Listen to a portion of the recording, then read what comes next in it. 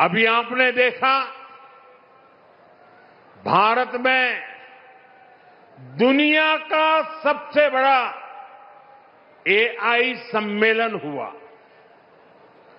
दुनिया भर के 80 से अधिक देशों के प्रतिनिधि दिल्ली आए।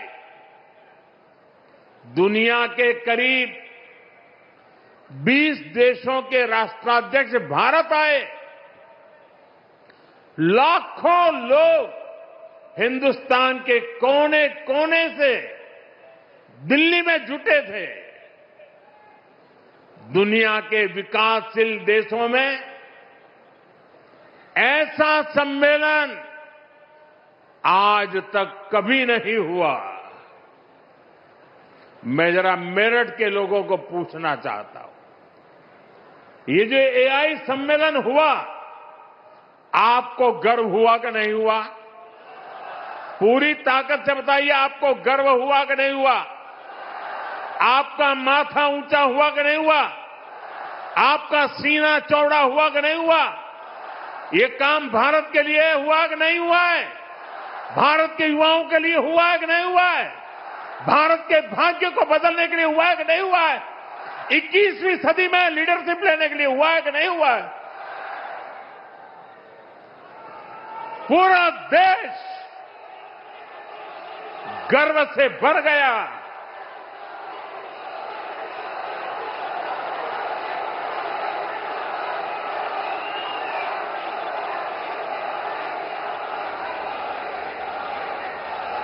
लेकिन कांग्रेस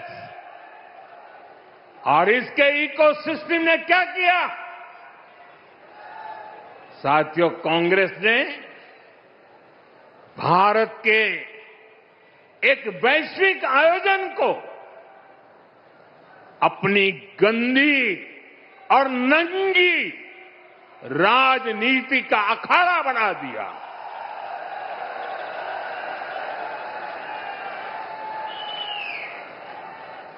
समारोह स्थल पर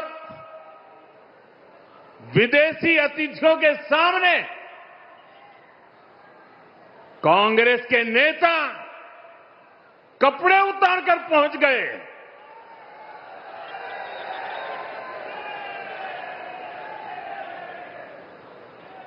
मैं कांग्रेस वालों को पूछता हूं,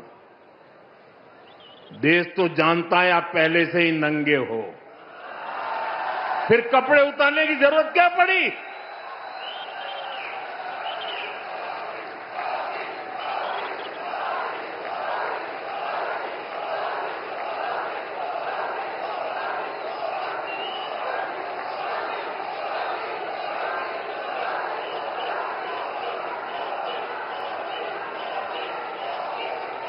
कांग्रेस के नेताओं ने वहां जो कुछ किया वो दिखाता है कि देश की सबसे पुरानी पार्टी वैचारिक रूप से कितनी दिवालिया हो गई है, कितनी दरिद्र हो गई है। साथियों, कोई कल्पना नहीं कर सकता। हम तो वो लोग हैं जो गांव में किसी के यहां शादी ब्याह होता है तो पूरा गांव उसे सफल बनाने में जी जान से जुट जाता है, ताकि मेहमान गांव की एक अच्छी छवि लेकर जाएं। कांग्रेस तो अपने ही देश को बदनाम करने में जुटी है। साथियों, कांग्रेस के नेताओं को मोदी से नफरत है। ये लोग मेरी कब्र खोदना चाहते हैं। मेरी मां को गाली देने से भी उनको कोई परहेज नहीं है। उन्हें भाजपा से विरोध है, उन्हें एनडीए से विरोध है। ठीक है, आपकी राजनीति में यही करना जरूरी है, चलो भाई समझ सकते हैं, हम इसको भी सहन कर लेंगे। लेकिन कांग्रेस को याद रखना चाहिए था कि एआई ग्लोबल समिट ये बीजेपी का समारोह नहीं था और न ही उस समय बीजेपी का कोई नेता वहां मौजूद था। ये देश का कार्यक्रम था, देश के सम्मान का कार्यक्रम था, देश के लोगों के पसीने से। लेकिन कांग्रेस ने परसों सारी मर्यादाएं तोड़ दी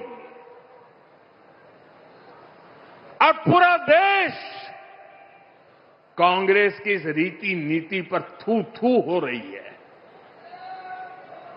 लेकिन दुर्भाग्य देखिए, इतनी पुरानी पार्टी के नेता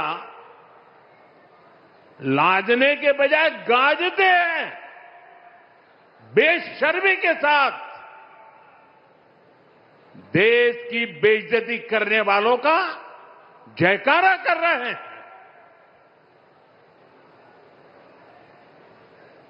और ये मामला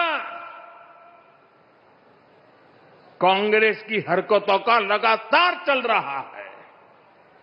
पार्लियामेंट में क्या किया?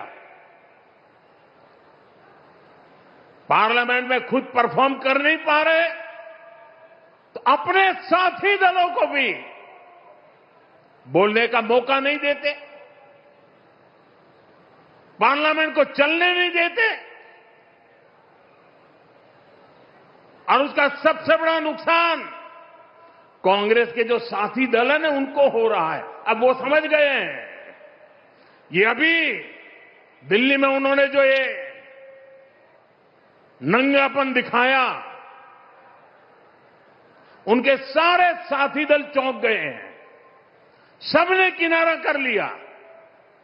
और मैं नम्रतापूर्वक देश के मीडिया को भी एक रिक्वेस्ट करना चाहता हूं। वैसे मैं मीडिया को हर प्रकार से झेलने के लिए ईश्वर मुझे शक्ति दे प्रार्थना करता रहता हूं, लेकिन आज मैं उनको प्रार्थना करता हूं कि कृपा करके हम जब इस प्रकार की हरकतों की आलोचना करें तो आप ये हेडलाइन मत बनाइए कि मोदी ने विपक्ष को धो डाला।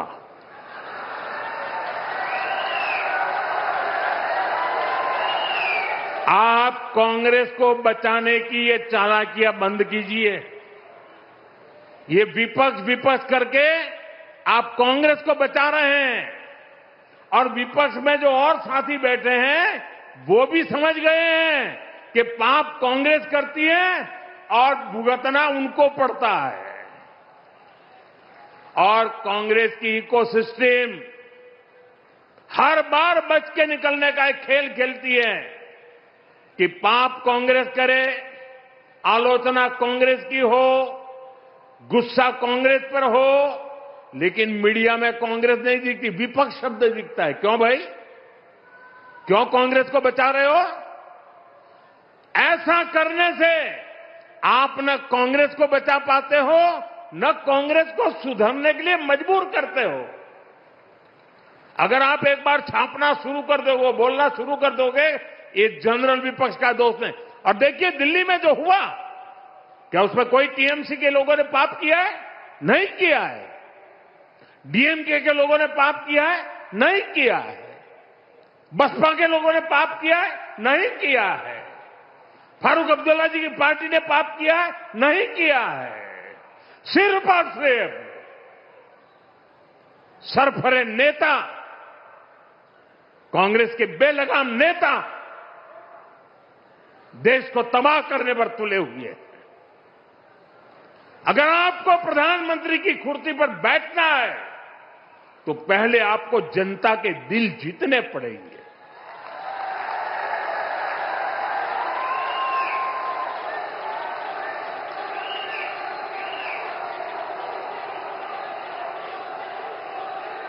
महिलाओं एमपीओ को भेज करके सीट पर कब्जा करने से आप प्रधानमंत्री नहीं बन सकते हो। और माताओं बहनों को इस प्रकार से आगे करने की क्या मजबूरी है आपकी? क्या इतने खोखले हो गए हो आप लोग? साथियों, कांग्रेस देश के लिए बोझ बन गई है और मुझे इस बात का संतोष है कि दिल्ली में जो घटना घटी, कांग्रेस के सभी साथी दलों ने कांग्रेस की भरपूर आलोचना करने की हिम्मत दिखाई है।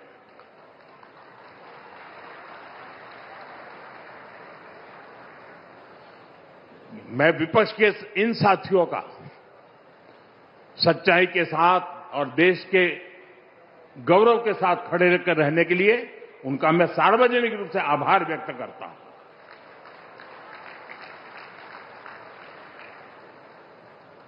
साथियों, भाजपा सरकार के लिए देश का विकास, यूपी का विकास सर्वोपरि है। लेकिन आप याद करिए, 10 साल पहले तक यूपी की चर्चा किन बातों के लिए होती थी? हर किसी को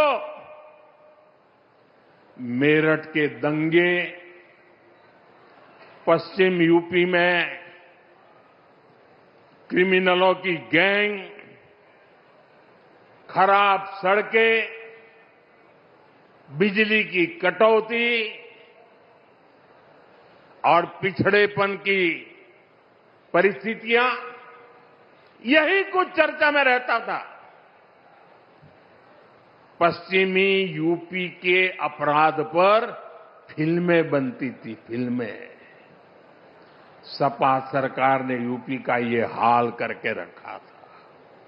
लेकिन आज यूपी को विकास के लिए जाना जा रहा है।